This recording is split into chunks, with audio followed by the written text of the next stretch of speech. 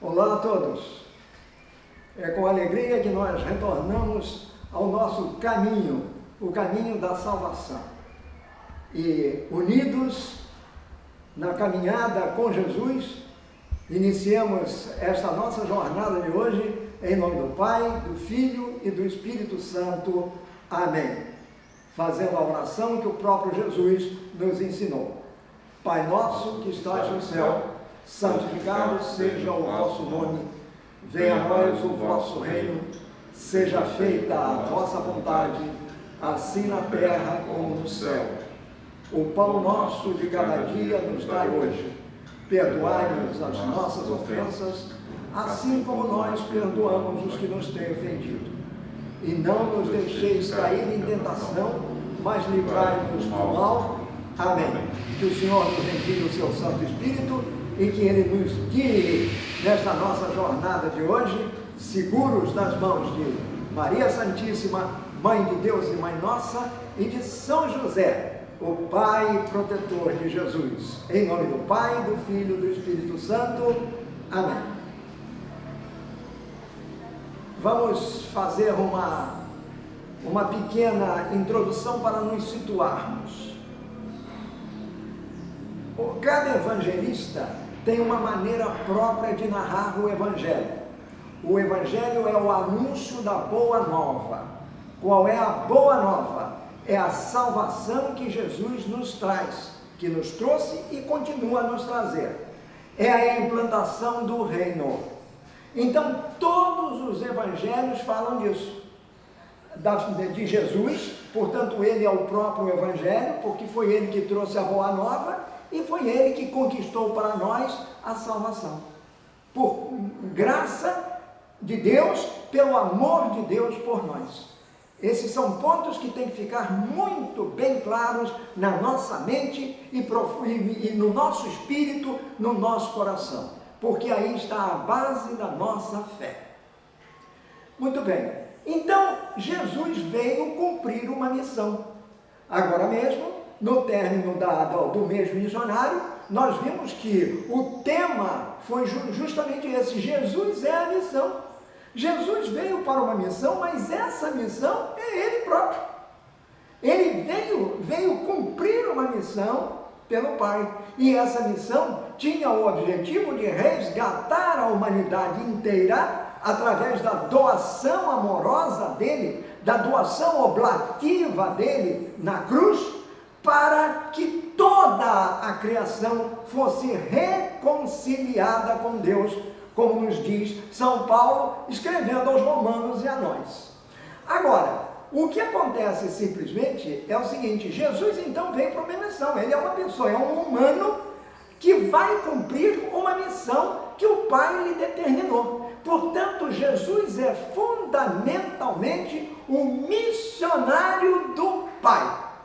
Ora, pelo batismo, nós nos unimos a Jesus. Pelo batismo, nós somos um com Jesus. Nós nos tornamos filhos adotivos de Deus.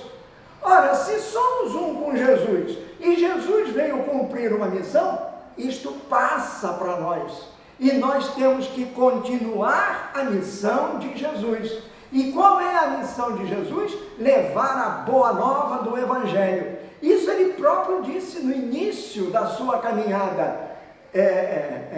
Crede, convertei-vos e crede no Evangelho. A mesma coisa seria dita de inúmeras outras vezes de outra maneira. Todo aquele que crê em mim não morrerá, terá a vida eterna. Todo aquele que crê em mim já está diretamente unido ao Pai. Nós cremos em Deus pela nossa fé. Nós cremos em Deus pela palavra que Jesus trouxe. Ele que é o Verbo de Deus. Ele que é a palavra de Deus. Nós cremos porque Cristo está em nós. Nós cremos porque nós somos um com Jesus. Então estamos na missão com Ele. E justamente, quando Jesus vai chegando ao final da sua missão terrena, depois de ele pregar na Galileia durante 2 anos e meio, ele partiu com destino destino à Judéia, a Jerusalém, onde ele levaria a cabo a sua missão, no alto daquele monte que nós chamamos Calvário, quando ele se entregou em oblação viva ao Pai no alto de uma cruz. Então, Jesus está caminhando decididamente para Jerusalém. Ele saiu da Galileia e levou um longo tempo percorrendo os caminhos que levam da Galileia no norte para a Judéia no sul, para chegar a Jerusalém. E lá, ou onde lá, ele viveria a sua hora. Se Marcos, por exemplo, fala decididamente que Jesus é o Filho de Deus, é o Messias prometido no Antigo Testamento. Marcos diz isso, e ele é o evangelista deste ano, então nós ficamos com isso. Marcos veio mostrar isso. O Evangelho de Marcos, que nós acompanhamos este ano, ou fomos iluminados por ele ao longo de todo este ano litúrgico, que está por se encerra no dia 21 de novembro. Então, se Marcos tem por objetivo mostrar que Jesus é o Messias, é verdadeiramente o Filho de Deus, os demais evangelistas seguem outros caminhos. Não que eles não mostrem isso, mostram. Mas o último evangelista, que é São João, esse tem um objetivo também. Não só de mostrar que Jesus é o Messias prometido, que Jesus é o Filho de Deus, mas também falar daquilo que para Jesus era mais importante, a hora de Jesus. E por que João é exatamente o evangelista da hora de Jesus? A hora de Jesus é quando ele se entrega na cruz. Esse é o momento final. Esse é o ápice da sua missão. João já dá uma ideia de que a hora de Jesus perpassará toda a sua caminhada, que o levou da Galileia à Judéia, que o levou de Nazaré, à beira do lago, etc., para Jerusalém, onde ele morreria na cruz. João fala da hora de Jesus desde o início do seu evangelho. Com efeito, no segundo capítulo, nós temos a narração das bodas de Caná. E o que acontece nas bodas de Caná? Todos nós já sabemos. Jesus transforma água em vinho a pedido de sua mãe. Nossa Senhora pede a ele, pede com uma oração completamente diferente, só diz para ele, eles não têm vinho. E depois ela se volta para os empregados, aqueles que têm a responsabilidade de servir os convidas, e diz para ele, diz a eles uma palavra que soa aos nossos ouvidos e deve estar sempre no nosso coração e na nossa mente: fazei tudo o que ele vos disser. Fazei tudo o que ele vos disser. Então, Jesus aí, ao responder a sua mãe, quando ela diz para ele, e indiretamente dizendo, faz alguma coisa por eles, pelos noivos que vão ficar sem vinhos, que estão sem vinho, e a festa continua, Jesus faz uma pergunta a ela, diz a mãe uma palavra que soa muito forte nos nossos vídeos, mas mulher, o que nós temos que ver com isso? A minha hora ainda não chegou. A hora em que aquela água que ele transformou em vinho vai se transformar no seu sangue derramado na cruz. Esta é a hora de Jesus. E ele já antecipa isso lá atrás, segundo São João. É São João o único que relata esse acontecimento de Caná da Galileia, ou seja, essas bodas a que comparece Jesus. Mas nós não estamos falando disso. Nós estamos falando de Jesus no caminho, no caminho de Jerusalém. É a última ida de Jesus para Jerusalém.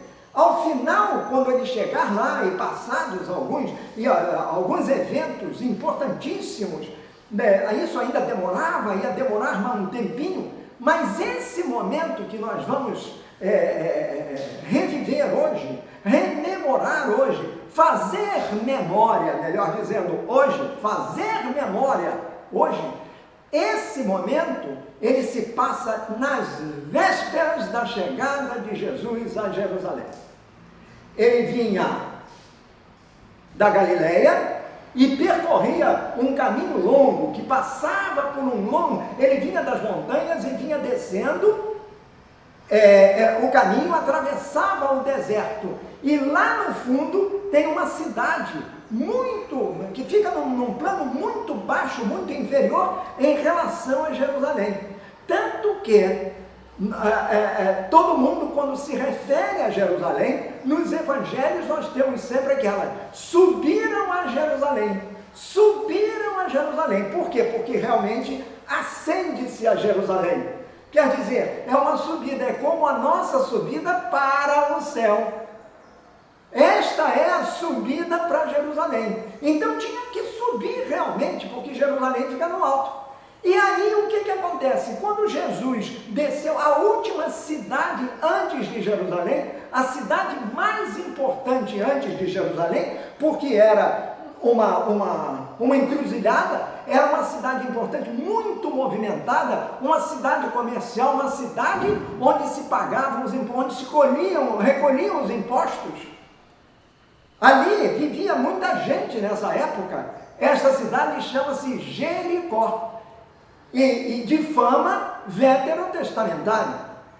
Veja que quando Moisés chegou, Josué entra na terra prometida, comandando o povo eleito, quer dizer, Moisés não entrou, foi Josué que entrou. Josué era o lugar-tenente de Moisés.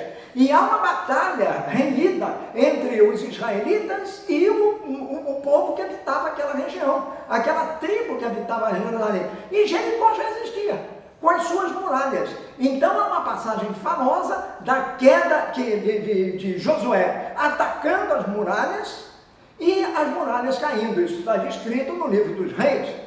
Então as muralhas de Jerusalém caem. O Antigo Testamento repete sempre isso. As muralhas de Jericó, melhor dizendo, caem.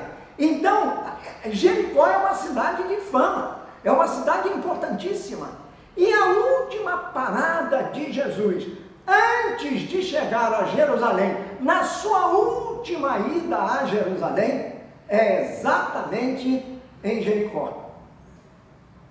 E esta passagem é contada pelos 3 sinóticos, Mateus, Marcos e Lucas. Nós estamos com o relato de São Marcos, porque esse é o relato mais antigo. E Jericó, vamos nos localizar, Jericó, ela tinha 2 entradas, 2 entradas e 2 saídas. Por quê? Porque na realidade eram 2 cidades. Havia a cidade mais antiga, a que ficava a uma certa distância da cidade mais nova. Por exemplo, hoje em dia, há na Itália uma cidade chamada Pompeia, e a outra Herculano, de fama universal, porque elas foram destruídas por uma erupção do vulcão do Vesúvio no ano 79 da nossa era. Pois muito bem, depois que as ruínas foram descobertas, as ruínas de Pompeia, Pompeia foi reconstruída, mas não em cima da antiga. Então as ruínas estão lá para a gente visitar, e é uma maravilha. Agora a cidade nova fica num outro sítio, quer dizer, fica mais além da cidade antiga. Então ela não foi reconstruída. Mesma coisa com Jericó. Jericó antiga estava lá, ela continuava lá, ela existia, mas depois, com o crescimento da população, criou-se um vilarejo, e aí aparentemente parece que construíram uma espécie de apêndice da Jericó antiga, que ficou sendo a Jericó moderna. E é isto que explica a razão de Mateus e Lucas falarem de 2 cegos à beira do caminho, enquanto Marcos só fala de um. porque ele está tratando exatamente da saída de Jesus. Quando Jesus estava saindo de Jericó, mas vamos ouvir o que São Marcos diz, que eu coloquei ali na letra A, como sendo Jericó e o cego Bartimeu. É o capítulo número 10, versículo número 46. Vamos versículo por versículo construindo essa narrativa e vendo as lições que nós podemos tirar dessa passagem de Jesus à beira do caminho. Por isso eu coloquei lá, lições à beira do caminho. Que lições nós podemos tirar desta passagem de Jesus a caminho de Jerusalém? Ele passa por Jericó e aí, à beira da estrada, acontece um fato realmente impressionante e que tem um significado fundamental para todos nós. Diz então São Marcos, no capítulo número 10, versículo número 46, o seguinte: Jesus e os discípulos chegaram à cidade de Jericó. Então chegaram à cidade de Jericó. Ele está falando de uma cidade. Quando, continua o texto, ele estava saindo da cidade, ora, pode ser uma cidade só, a Jericó antiga, mas podia ser a nova também. E aí explicaria por que Mateus e Lucas falam de dois cegos, ao invés de falar de um só. Então, um estava lá na cidade velha e o outro estava na saída da cidade nova, segundo os outros. Ou os dois se encontravam no mesmo lugar. Mas São Marcos fala de um único cego. Ele diz assim: quando Jesus tinha chegado a Jericó, ele tinha que passar por Jericó de qualquer maneira, para chegar a Jerusalém. Aí, quando ele estava saindo da cidade com os discípulos e uma grande multidão, os discípulos se esperam, mas uma grande multidão quer dizer uma quantidade enorme de gente. Não apenas os seus discípulos. Os discípulos são aqueles seguidores de Jesus, aqueles que vinham atrás de Jesus. Lembram-se quando nós estudamos aqui a missão, que o missionário, ele tem que estar pronto, ele tem que estar disponível e ele tem que sair no seguimento de Jesus. Lembram-se disso? Pois então, eles vinham no seguimento de Jesus. Seguimento de Jesus quer dizer ir atrás de Jesus. E ir atrás de Jesus significa, já é uma lição, fazer o que Jesus faz. Ora, qual é a nossa atitude? Vamos puxar a lição para nós. Vamos ter essa ousadia de pensar um pouquinho. Mas eu não estou falando de nenhum de vocês, eu estou falando de mim. O que eu faço na sequela de Jesus? Eu vou do lado dele, enquanto seu lobo não vem, eu vou do lado de Jesus, ou eu vou caminhando atrás dele? Ir ao lado de Jesus é uma coisa, ir atrás dele implica em fazer o que Jesus faz. O verbo sequere quer dizer exatamente isto: ir atrás, seguir. Então nós devemos seguir Jesus. Muito bem. Então na beira do caminho, quando eles estavam, ele encontrou um cego chamado Bartimeu. Um cego chamado Bartimeu.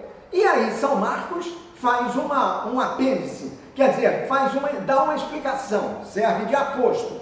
Bartimeu, ou seja, ele encontrou um cego chamado Bartimeu. Então, se me perguntar qual era o nome do cego, eu não posso dizer Joãozinho, eu não posso dizer Anastácio, eu não posso dizer Pancrácio, eu tenho que dizer o quê? Bartimeu. Só que Bartimeu não é um nome próprio. Nome próprio é Anderson, é Fabiana, este é o nome. É ruim? Tá, tudo bem. E o nome de qualquer um desses que estão assistindo, estão caminhando conosco nesse dia. Não, Bartimeu significa o seguinte: nós não sabemos o nome real do cego. Não sabemos.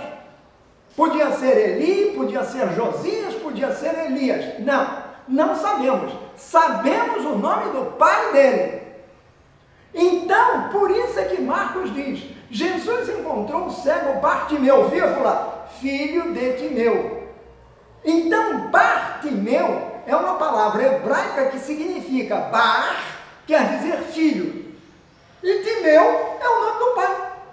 Então, ele é um filho de Timeu. Pilatos soltou um bandido e mandou Jesus para a cruz.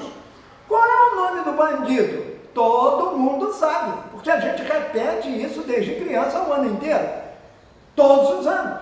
É lá na sexta-feira da paixão, quando São João nos conta no seu relato, que o povo começou a gritar, crucifica-o, crucifica-o. E Pilatos pergunta, quem é que vocês querem que eu solte? Jesus ou Barrabás? Barrabás, Barrabás, Barrabás, Barrabás. O que é Barrabás? É o nome que entrou para a história. Mas não quer dizer que fosse o nome daquele acelerado. Não. Ele era filho de um sujeito chamado Abás. E como Abá, em hebraico, significa pai, significa que Barrabás era filho do pai.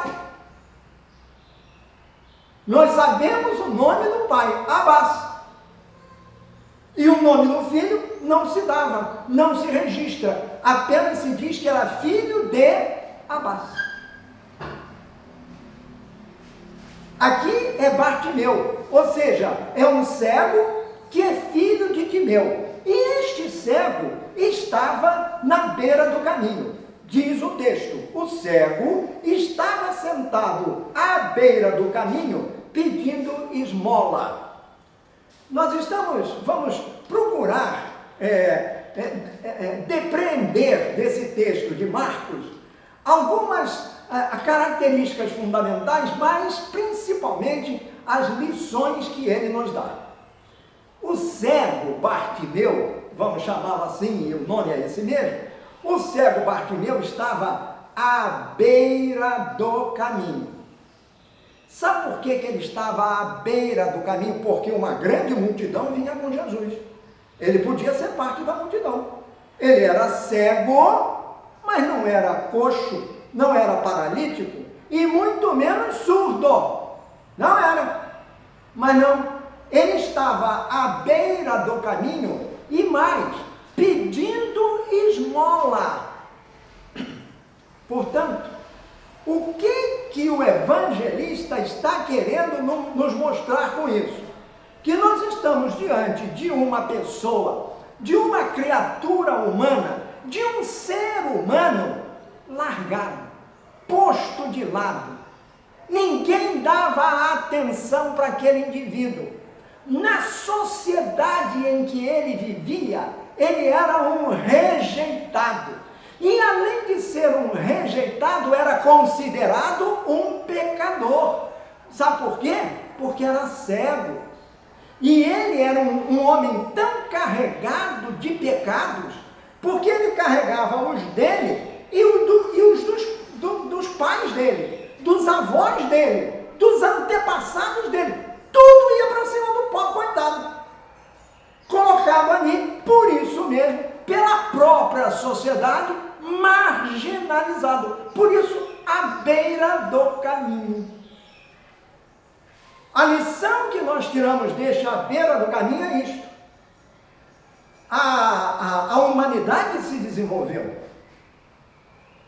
Nós chegamos a alturas impressionantes de conhecimento. Enviamos sondas para o espaço. Enviamos sondas para as profundezas abissais do oceano. Mas somos incapazes, ainda melhor dizendo, não somos capazes de reconhecer aquele que está do nosso lado. Aquele que está à beira do caminho.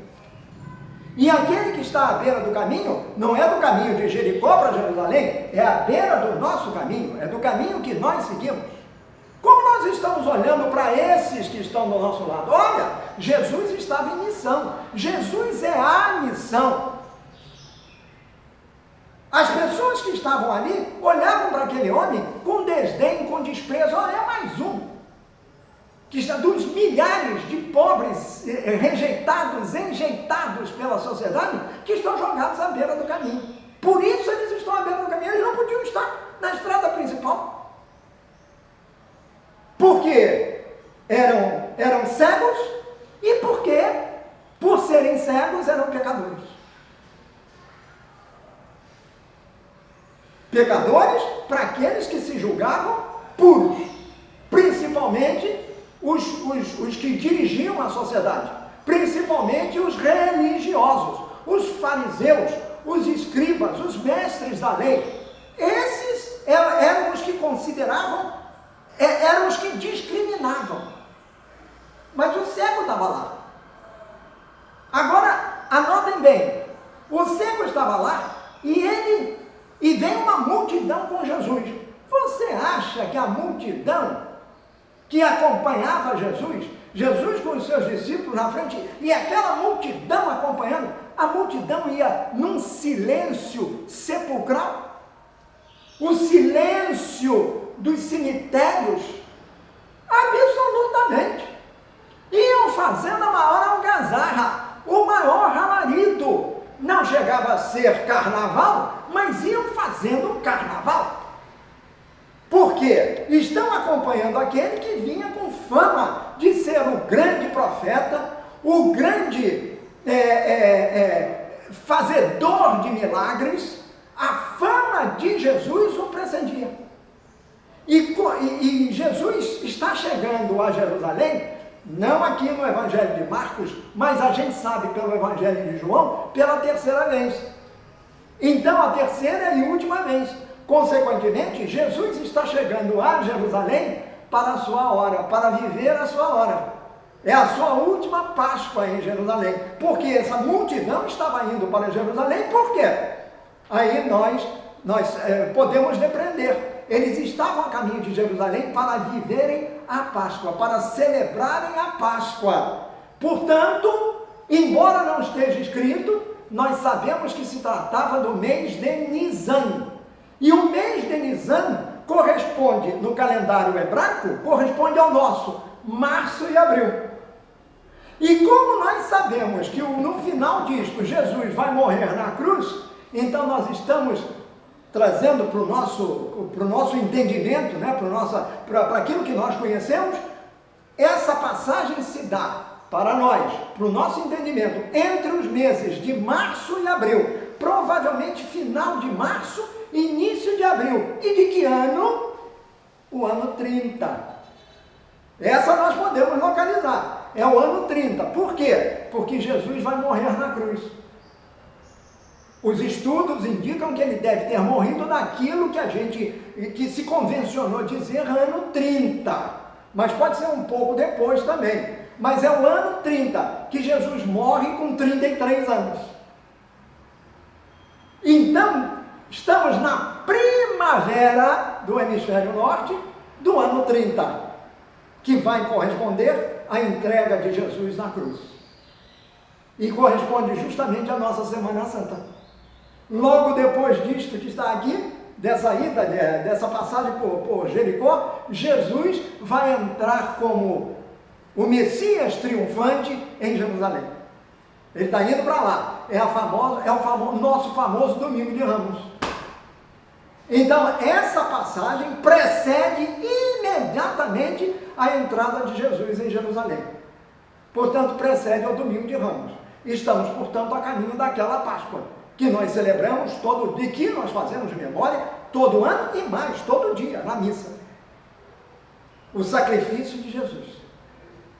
Mas então, voltando, temos então essa situação. Um homem enjeitado, colocado lá para o lado, um homem para quem ninguém dava atenção, e mais, um pobre coitado que vivia de quê? De esmolas, porque ele estava pedindo esmolas à beira do caminho.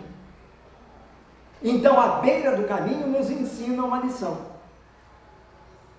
O Bartimeu, que é um cego, estava na beira do caminho, pedindo esmolas. Nós vemos um monte deles hoje em dia também à beira do caminho. Mas muitas vezes nós colocamos à beira do nosso caminho a quem simplesmente relegamos para o lado. Não damos atenção a essas pessoas. Ignoramos a sua presença. Deixamos de lado aquele nosso ser mais profundo de comiseração, de compaixão, de solidariedade, e simplesmente ignoramos as pessoas. Não devemos ser assim. E não devemos ser assim por quê? Exatamente porque aconteceu logo depois que, quando o cego estava sentado à beira do caminho pedindo esmola, versículo 47, quando ouviu alguém dizer que era Jesus de Nazaré, que estava passando, o cego teve uma reação. Quando ele ouviu alguém dizer, pode ser, mas provavelmente era o alarido da multidão. Era o barulho que a multidão estava fazendo. Jesus, Jesus de Nazaré, Jesus de Nazaré está conosco. Isso devia ser voz, mas aí ele não estava entendendo. Pode ser que alguém tenha chegado lá, no dizer de Marcos, e falou, ou ele não disse, se perguntou ou não perguntou. Ele ouviu dizer que era Jesus. Quantas vezes nós ouvimos dizer que é Jesus que está passando? Quantas vezes nós olhamos para o Cristo que passa? Mas como olhar o Cristo? Sim, nós olhamos para o Cristo que passa, para o Cristo que está no ônibus, para o Cristo que está no metrô, para o Cristo que está na pessoa que nós conhecemos em necessidade. A pessoa que está pedindo esmola para a gente. Ou você acha que só o cego Bartimeu pedia esmolas? Não, eu conheci muita gente, olha pessoal, não foi pouco não. Gente de posse, gente rica materialmente, que vinha pedir esmola. E pedindo esmola de quê? Da atenção da gente. Que nós ouvíssemos o que ele tinha a dizer. Quantos eu conheci assim? Não foram poucos, não. Então esta é uma lição. As pessoas também esmolam, também pedem esmolas, pedem a esmola da nossa atenção, do nosso cuidado, do nosso carinho. Ainda dias ouvi contar uma história de uma senhora, apareceu lá numa reportagem que eu assisti na televisão. A senhora estava jogada num asilo, tinha sido colocada lá pela filha, que nunca fora visitá-la. Você já deve ter vivido essa experiência. Eu vivi.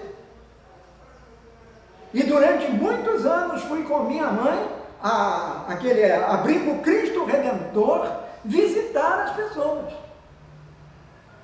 Aquelas pessoas eram Bartimeu, eram o cego à beira do caminho, eram os enjeitados da sorte, eram os rejeitados da sociedade.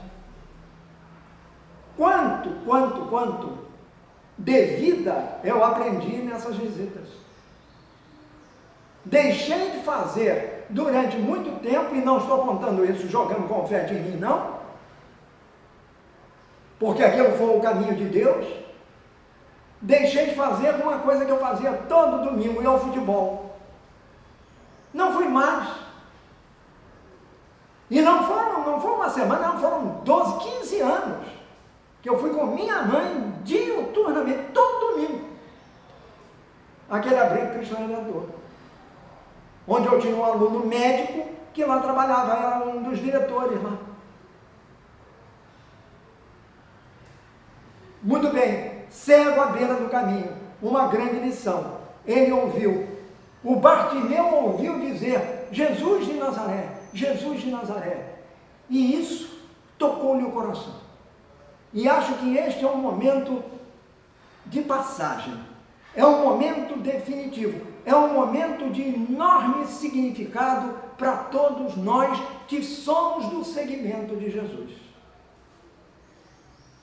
Ele ouviu dizer que era Jesus de Nazaré. Continua Marcos. Quando o cego ouviu dizer que Jesus de Nazaré estava passando, ele, cego, começou a gritar. Ele era cego, ele não via, mas ele ouvia.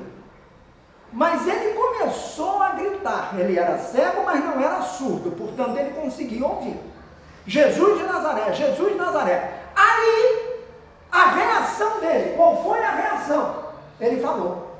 E o que ele falou? Jesus, filho de Davi, tem piedade de mim. Jesus, filho de Davi, tem piedade de mim. Paremos um pouquinho. O cego não via, mas ouvia. O cego não via, mas enxergava. Ele enxergava no coração. E ele enxergava porque ele acreditava. O que o levou a gritar? Jesus, ele não chamou Jesus de Nazaré. Ele chamou Jesus pelo nome, mas imediatamente atribuiu a Jesus um título que era dele, sim, biblicamente dele. Jesus, filho de Davi. Então o cego, mas não surdo, mas o cego que não via, mas enxergou naquele homem que ele não via, mas de quem ele ouviu falar? O filho de Davi. E quem era o filho de Davi? Era o Messias, o Salvador do mundo. Nessa palavra de Bartimeu está contida uma profunda e sentida oração. Jesus, filho de Davi, Jesus Messias. E aí o pedido: tem piedade de mim. Tem piedade de mim. Esta é a outra lição. Bartimeu é cego, mas enxerga. Bartimeu não é surdo nem mudo, ouve e fala. E ao falar, ele fala a verdade total, a verdade única. Jesus é o filho de Davi. Ele reconhece em Jesus o Messias enviado por Deus. E reconhece no Messias a capacidade de salvar. Porque o Messias veio para salvar. Aí ele pede o quê? A salvação. De que maneira? Com humildade, com contrição, com unção. Senhor, tem piedade de mim, que sou pecador. Não sou pecador porque sou cego. Não sou pecador porque sou um mendigo pedindo esmolas. Não sou pecador porque meus pais pecaram, meus avós pecaram. Nada disso. Eu sou pecador pela minha condição humana. Mas eu me coloco diante de ti, mesmo não te vendo com os olhos da face, mas te enxergando com os olhos do coração, e te suplico: tem piedade de mim.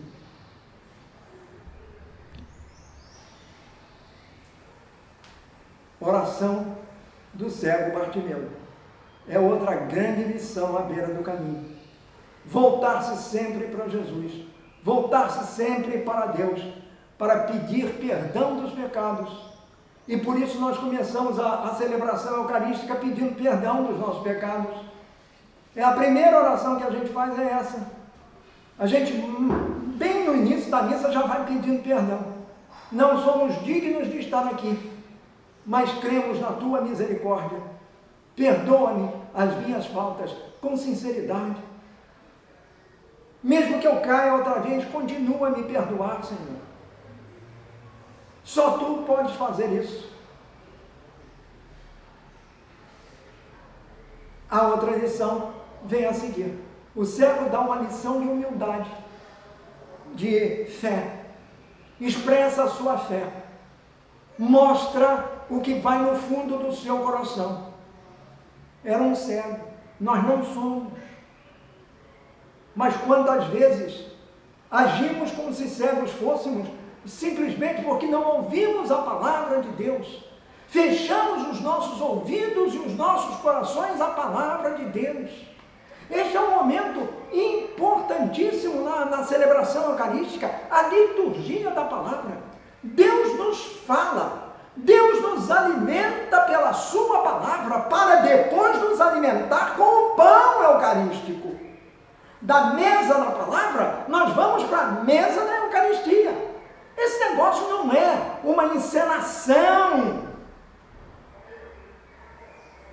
é sim um fazer memória da paixão, morte e ressurreição de Jesus, como é parte do carisma de São Paulo da Cruz. Os passionistas devem fazer isso, mas com esse sentimento devem transmitir isso. Nós aqui da paróquia somos passionistas. Então no nosso dia a dia nós devemos transmitir isso também. Creio, Senhor, que Tu és sim o Filho de Davi, isto é, o Messias prometido por Deus, o Filho do Deus vivo. Porque o Messias é o ungido de Deus, é o enviado de Deus. Então o cego, que não sabia quem era Jesus, fisicamente, porque ele não via, ele não conseguia ver com os olhos, mas ele o enxergava no coração, mais que ver. Ele enxergava porque chamou Jesus pelo que ele é, Filho de Davi, o Messias. Quantos outros, tendo ouvido Jesus, não viram nele o Messias? Os próprios discípulos de Jesus não tinham falado para ele, os discípulos, quer dizer, aqueles que seriam os apóstolos, não tinham falado, nos dizem que tu és o Elias, tu és João Batista, tu és Elias, tu és Jeremias, ou um dos profetas.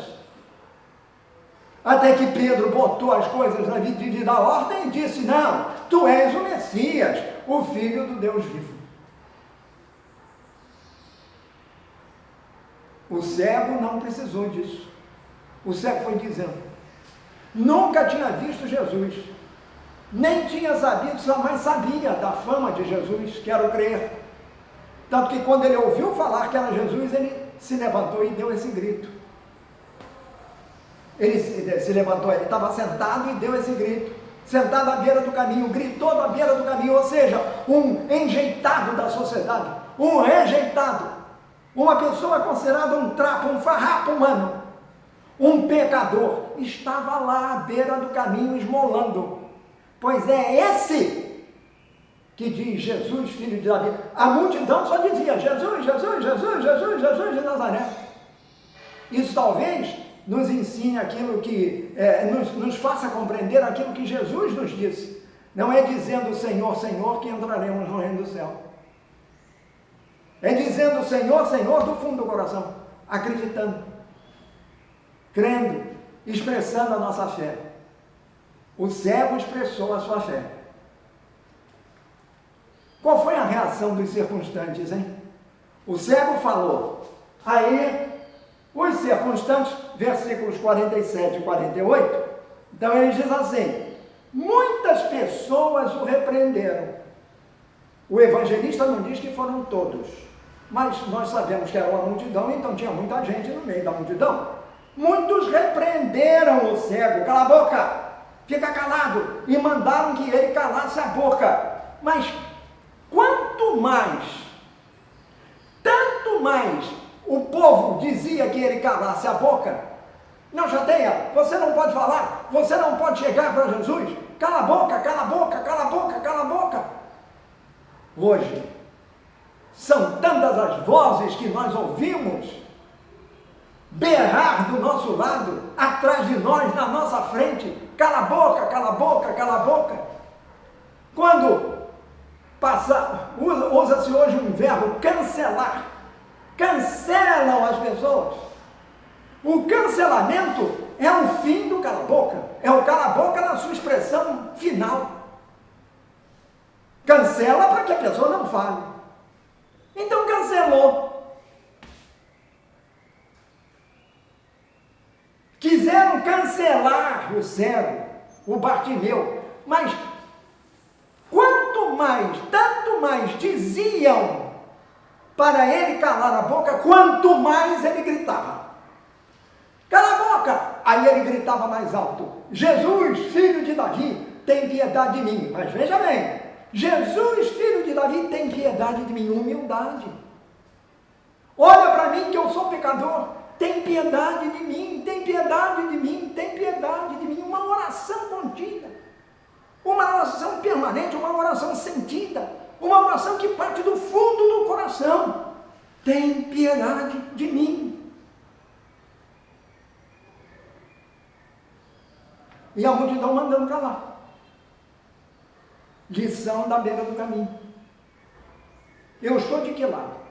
Eu estou do lado do cego que reconhece Jesus, o filho de Davi, ou estou do lado da multidão que vinha passando pela estrada principal, não estava à beira do caminho? O que é mais importante para mim neste ponto? O que sai da beira do caminho ou o que sai da estrada principal? Da estrada principal mandavam que o cego à beira do caminho se calasse. E quanto mais falavam para o cego se calar, mais ele gritava. E gritava o quê? Aquilo que lhe saía do coração. Jesus, filho de Davi. Pronto. Reconheço em ti o Messias, o Filho do Deus vivo. Nós não precisamos sair para a praça para gritar isso, mas devemos gritar do fundo de nosso coração: Jesus, Salvador, Jesus, Filho de Deus, Jesus, Filho de Davi, certo? Jesus, Messias. Mas eu devo dizer simplesmente, ou simplesmente dizer Jesus, Jesus, Jesus, do fundo do coração. Sentir o Cristo em nós. Ele é o Emanuel, Ele é o Cristo, Ele é Deus em nós. Senti-lo em nós. Quando nós sentirmos Jesus em nós, nós não vamos falar para as pessoas que estão à beira do nosso caminho: cala a boca. Não. Nós vamos fazer o que Jesus fez. Jesus, filho de Davi, tem piedade de mim. Então Jesus parou e disse. Jesus parou. Ele ouviu aquilo. Jesus, filho de Davi, tem piedade de mim. Insistentemente. A oração tem que ser assim. Insistente. Persistente. Não desistir nunca. Vai chegar o momento em que o momento de Deus, que se chama Kairos, o tempo de Deus, esse tempo de Deus é a hora que Ele vai agir na nossa vida. Mas Ele está sempre agindo, porque Ele está sempre conosco. Ele nos quer, Ele nos ama de uma maneira ininteligível, porque nós fazemos tantas contra Ele, mandando que as pessoas se calem. Nós fazemos tanto contra Ele, que Ele poderia simplesmente dar as costas para nós. Não faz isso, não. Não foi Ele que foi atrás da ovelha perdida? Não foi Ele que trouxe a ovelha perdida? Não foi Ele que recebeu de braços abertos o filho que havia se perdido? Aquilo que São Lucas conta e que é rotulado como a parábola do filho pródigo. Não é pródigo, é o filho que voltou. O filho que foi recebido pelo pai com carinho, com amor. Porque o amor está em primeiro lugar. O amor vem antes de tudo. É por amor e pelo amor que Jesus age. Jesus para e manda chamar no céu. Ah, que coisa, né? Jesus manda chamar. Jesus diz: traga-o aqui. Tragam-no aqui. Aqui, diante de mim. O cego, Jesus não foi um cego. Eu gosto de pensar que Jesus fazia as coisas porque ele sabia o que ele queria. E ele sabia que ele estava motivando o cego a alguma coisa. Já que ele estava pedindo insistentemente na oração, então ele, Deus, o Filho de Deus, diz assim: traga-o aqui. Vamos ver o que é que ele faz. Sempre a liberdade que Deus nos dá. A liberdade de agir segundo a nossa maneira de ser. Então Jesus parou e disse: chamem o cego e tragam-no aqui. Chamem o cego e tragam-no aqui. Versículo 49. Aí, aqueles mesmos que estavam berrando para que o cego se calasse, chamaram e lhe disseram: ora, veja, eles mudaram de atitude imediatamente. Mudaram de atitude. A palavra de Deus é tão forte, a palavra é tão poderosa, que aqueles camaradas que mandavam o cego calar a boca, depois que Jesus disse: tragam-no aqui, chamem-no e tragam-no aqui. Deus chama. Deus chama. Mas aqui, o que fez Jesus? Instou os seus discípulos a chamarem o cego. Quer dizer, ele chama, então você também tem que chamar. Ele não discrimina, então você não pode discriminar. Ele trata com compaixão, com solidariedade. Então você, discípulo de Jesus, tem que tratar com compaixão e solidariedade. Lições à beira do caminho. Está chamando. Jesus não foi lá chamar outras vezes ele foi. A iniciativa é sempre de Deus.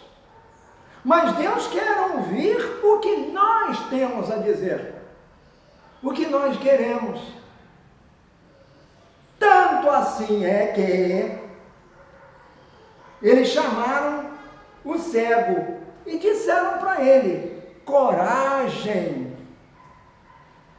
levanta-te, porque ele está te chamando. Levanta-te. Outra lição que vem deste verbo. O cego estava lá sentado à beira do caminho. Levanta-te. Ele está te chamando. Quando Jesus nos chama e nós estamos abertos ao chamado dele, a primeira coisa que nós devemos fazer é nos levantar. Nos levantar significa o quê? Sair da nossa passividade, sair do nosso conforto. No outro dia, falando do seguimento de Jesus, eu dizia que o discípulo de Jesus tem que ter coragem. Tem que ter coragem para deixar aquilo a que ele está apegado, se ele quiser seguir verdadeiramente Jesus. Lembram-se da história do moço rico? Que fazia tudo, era realmente uma pessoa ótima, maravilhosa, tanto que o texto evangélico diz que Jesus olhou para ele com amor acendrado no coração, não o renegou, não o desprezou, não, por ser rico, não, olhou com amor. Tudo bem, você já faz tudo que tem que ser feito, mas só te falta uma coisa: vende tudo que tu tens, dá aos pobres e depois me siga. O que o moço rico fez? Diz o texto claramente que ele ficou triste. Fechou a cara. Esse texto aqui diz que ele amarrou a cara.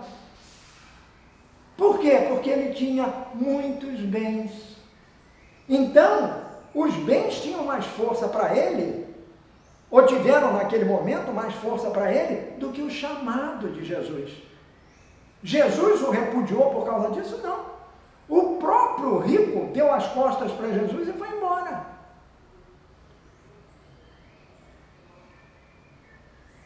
A liberdade é nossa.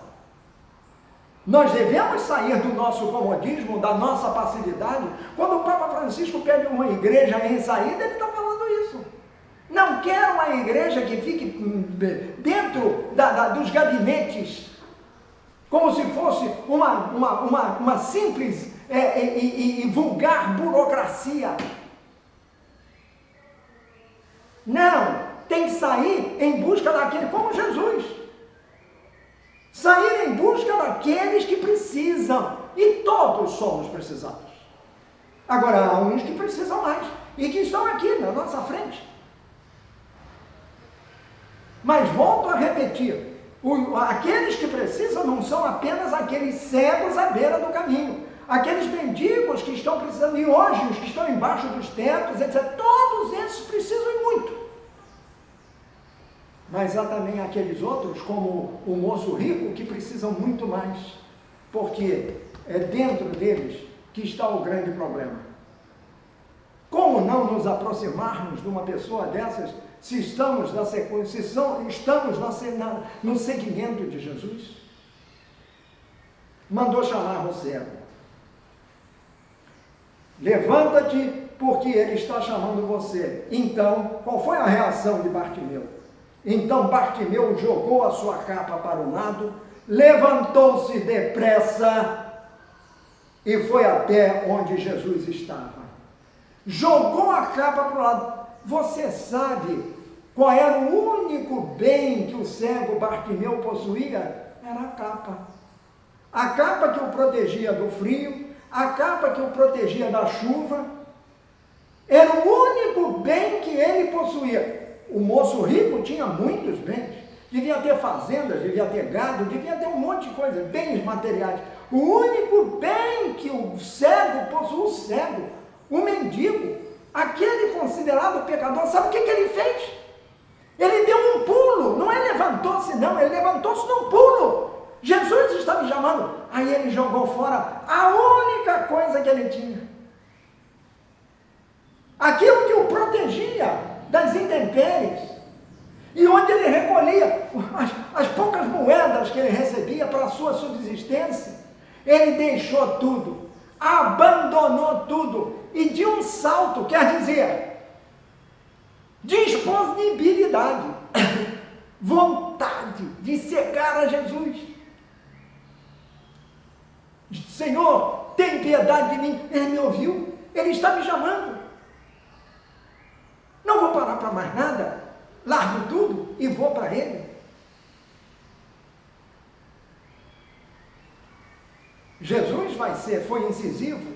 Quem quiser ser do meu segmento, tem que deixar pai, mãe, e não deixar pai, mãe, etc, etc, etc, etc, não pode ser meu discípulo. Jesus está dizendo para vocês para nós abandonarmos pai, mãe, irmão, irmã, namorado, marido, mulher, nada disso. Ele está dizendo que nós devemos estar prontos para segui-lo e temos que ter disposição de segui-lo na nossa condição. Mas segui-lo não é simplesmente nos atermos às coisas materiais, às quais estamos apegados, e por causa delas a gente não ouvir Jesus. Não ouvir o chamado específico de Jesus para mim.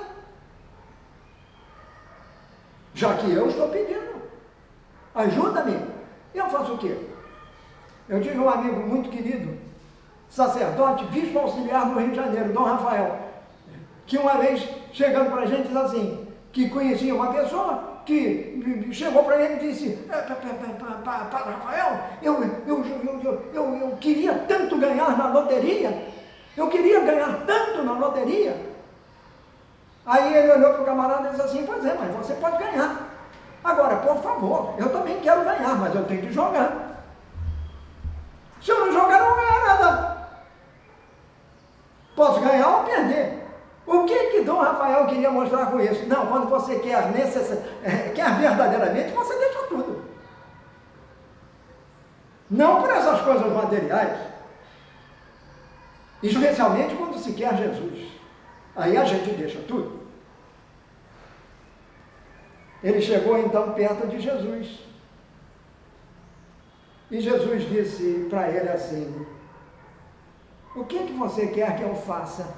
Olha aqui, Jesus não sabia o que o cego Bartimeu queria. Ele era cego.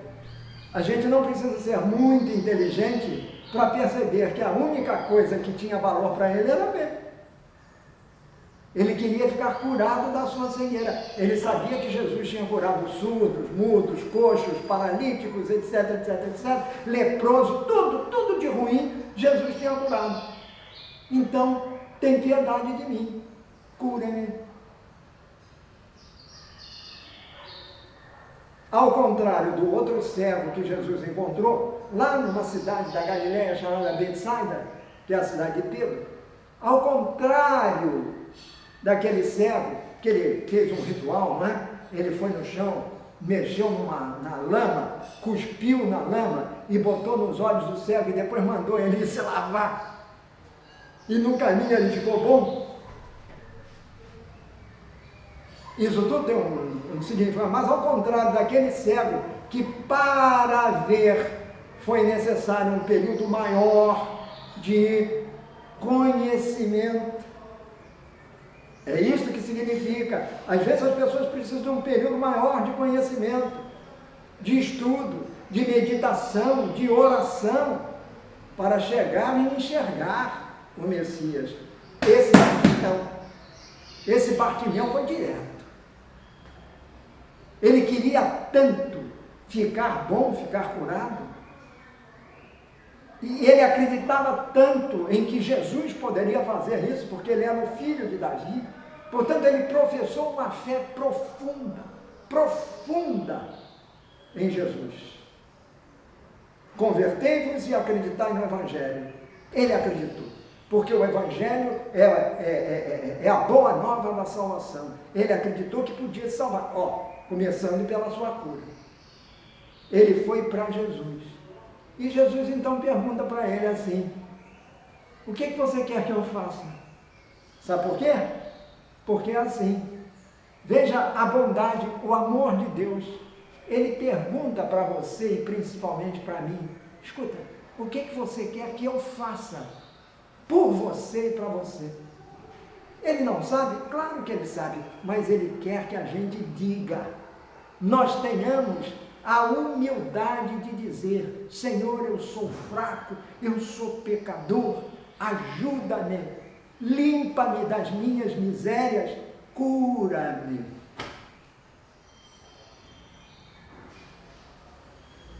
Ele quis que o cego repetisse isso. Aí a resposta do cego é aquela que eu botei ali: Domine ut videam, versículos 51 e 52. Esse é o versículo 51. Ele diz em latim, né? Domine, Senhor, que eu veja. É isso que ele quer. Ut videam, que eu veja. Esta é a grande lição. À beira do caminho eu peço ao Senhor que me cure da minha cegueira interior, da minha cegueira que me faz repelir as pessoas, da minha cegueira que me faz voltar as costas para Ele frequentemente, da minha cegueira pelo ouro, das coisas materiais que me cegam, por esse apego a essas coisas passageiras, efêmeras, que são importantes, mas que não são o principal.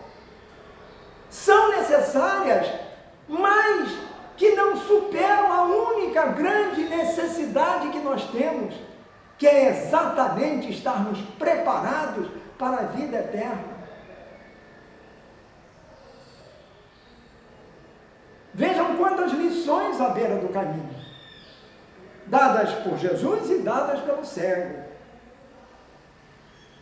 O cego que pede, o cego que ora do fundo do coração, o cego que implora e o cego que espera a ação de Deus na sua vida. Como está a minha oração? Como é que eu estou pedindo? Quais são os meus interesses maiores nas minhas petições? Como eu oro? rezando diariamente o Pai Nosso? Será que ao rezar o Pai Nosso, eu sei efetivamente o que eu estou falando, o que eu estou dizendo, o que eu estou pensando ao rezar o Pai Nosso? Ou será que eu rezo esta oração apenas mecanicamente? Essa é outra oração que daria um curso ao curso da nossa caminhada, ao longo da nossa estrada. Essa é outra oração, porque é exatamente a oração que Jesus nos ensinou e que ele ouviu do cego Bartimeu: Senhor, tem piedade de mim. É o mesmo que ele dissesse: Pai nosso que estás no céu.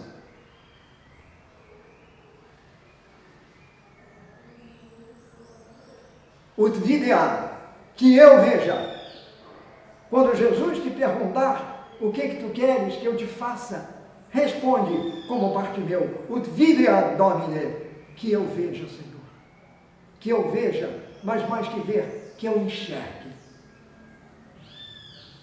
Eu vejo com os olhos, não sou cego, mas que eu enxergue com o coração onde tu estás. Que eu enxergue para que eu veja as pessoas, principalmente com os teus olhos.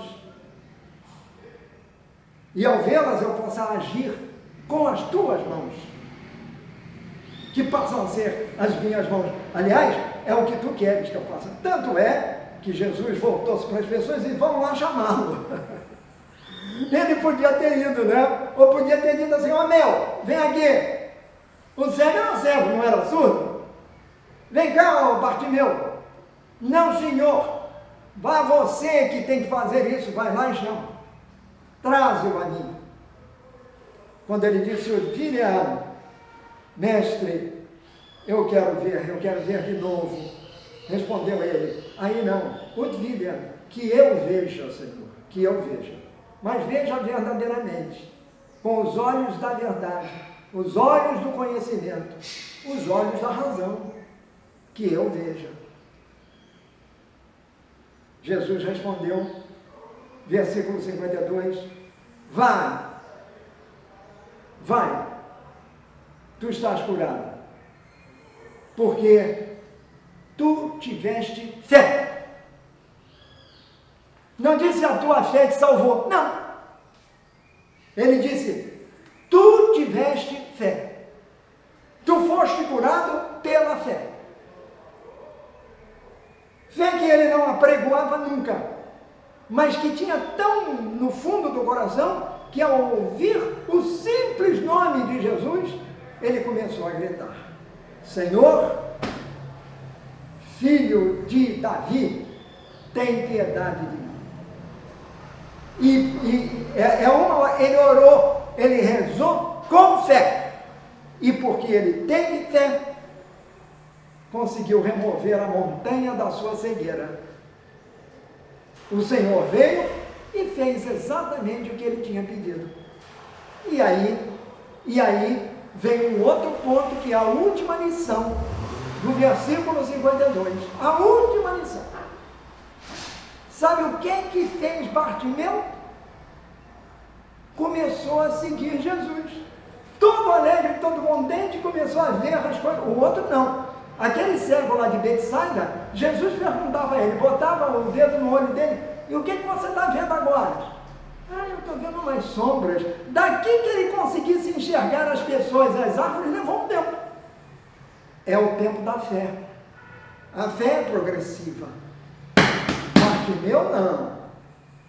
Bartimeu ficou bonzinho na mesma hora, porque a sua fé era mais forte do que a necessidade de montá-la, a necessidade de exercitá-la.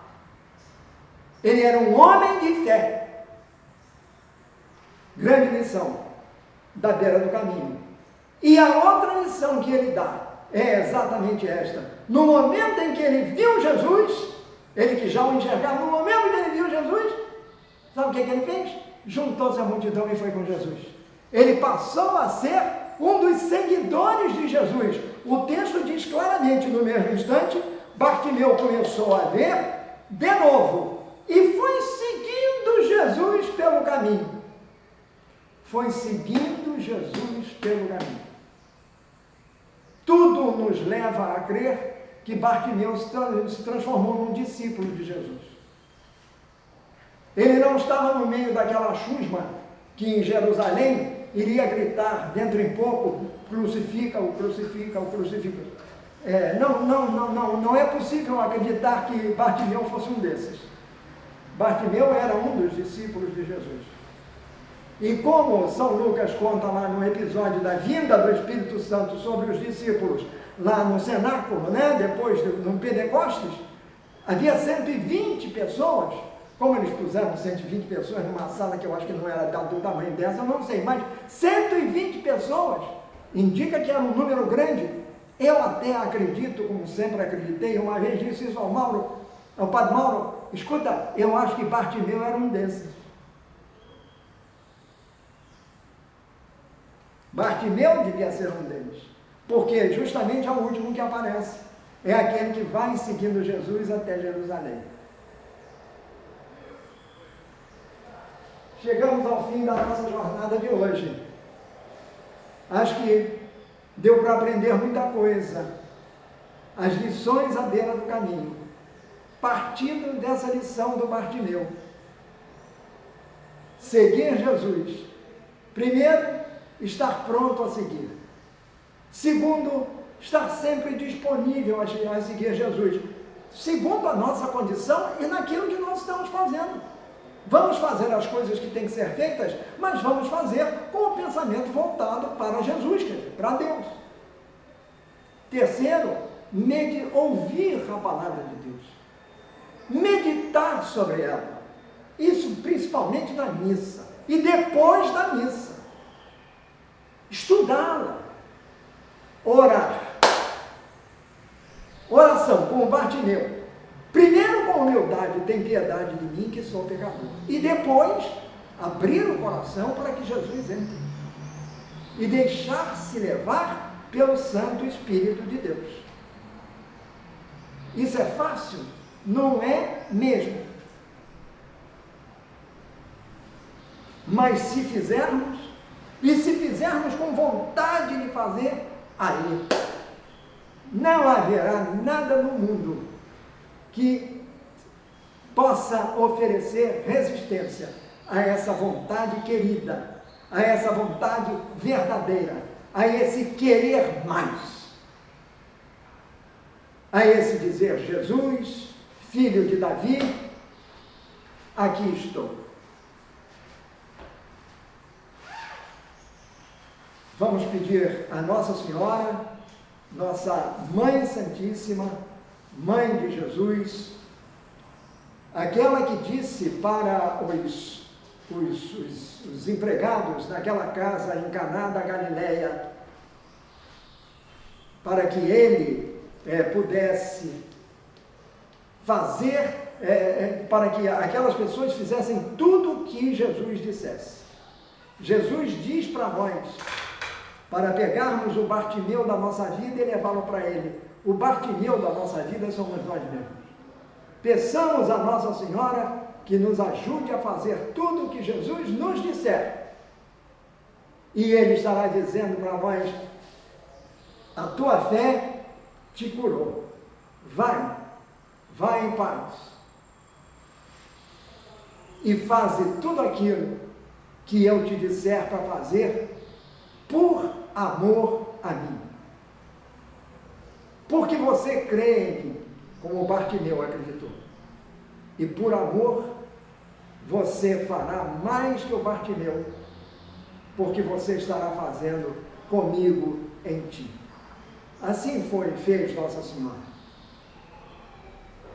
a mais perfeita discípula de Jesus, a grande missionária da sua palavra, que segura a gente pela mão, para que nós possamos a dizer, com ela e por ela, para o Pai: Ave Maria, cheia de graça, o Senhor é convosco, bendita sois vós entre as mulheres, e bendito é o fruto do vosso ventre, Jesus. Santa Maria, Mãe de Deus, rogai por nós, pecadores, agora e na hora de nossa morte. Amém. Obrigado, tchau, até a próxima. Em nome do Pai, do Filho e do Espírito Santo. Amém.